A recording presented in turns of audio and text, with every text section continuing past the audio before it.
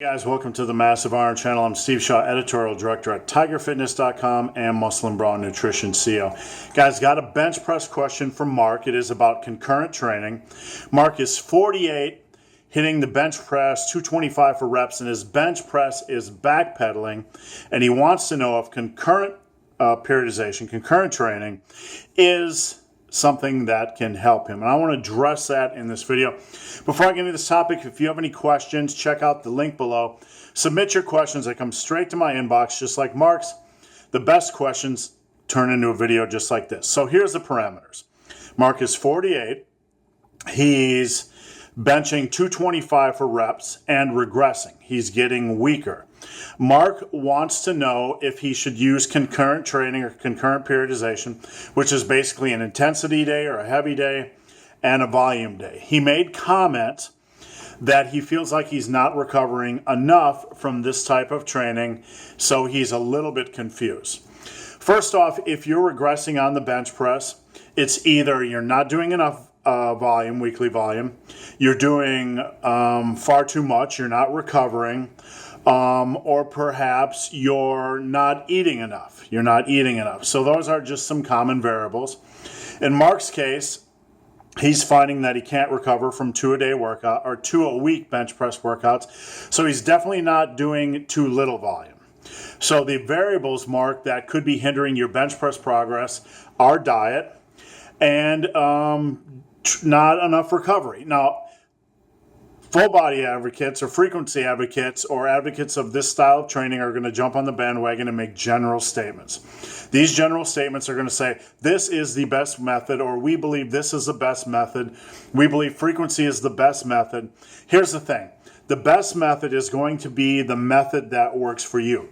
What you need to do, and this is not just about Mark, but this is about anybody who's training and experiencing problems, is you need to analyze the variables intelligently. Mark is struggling to recover from twice-a-week training.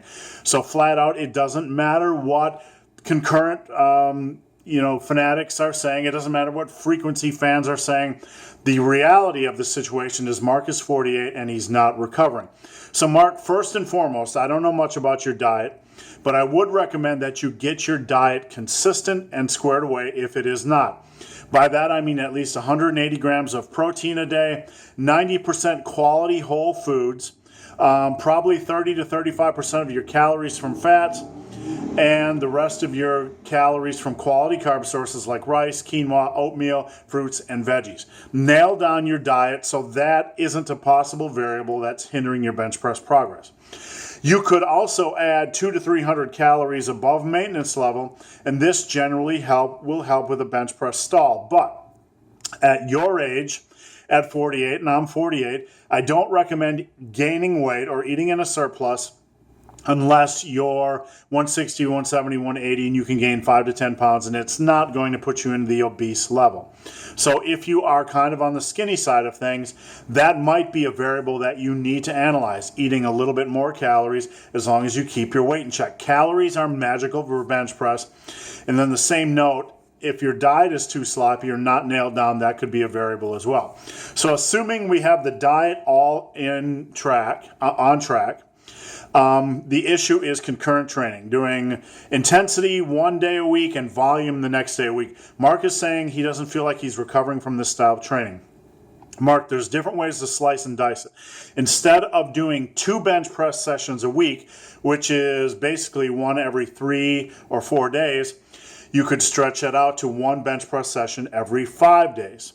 If that doesn't work, stretch it out to 1 every 6 days. If that doesn't work, go to once a week. Now you can cycle between intensity and volume, which I am a big fan of. On your intensity days, though, I still want to see some kind of direct chest work, direct tricep work, and some direct shoulder work during the week. So we don't have to go from one extreme to the other. We don't have to go from training the bench press twice a week to training it only once a week. There's some wiggle room. You're going to have to do some finagling, but I would suggest do bench once every 5 days. Do an intensity or a heavier day, and then come back 5 days later and do more of a volume day. If that's beating you up, analyze what's beating you up, the intensity days or the volume days. If the intensity days aren't, but the volume are, you could train intensity, take and come back 5 days later and do volume, and then rest for an entire week before your next intensity.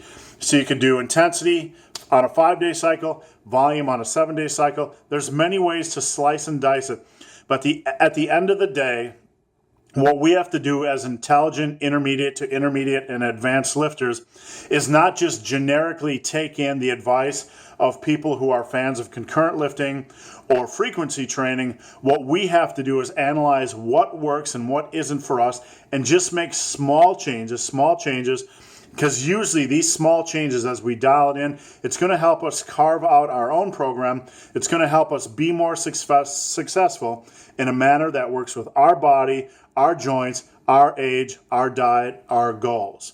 So guys, hope this video has been of some help. If you have any questions or comments, again, check out the link below. If you've made it this far in this video and have yet to subscribe to my channel, please do. I'd appreciate the support. So guys, as always, thanks for watching. Have a great day.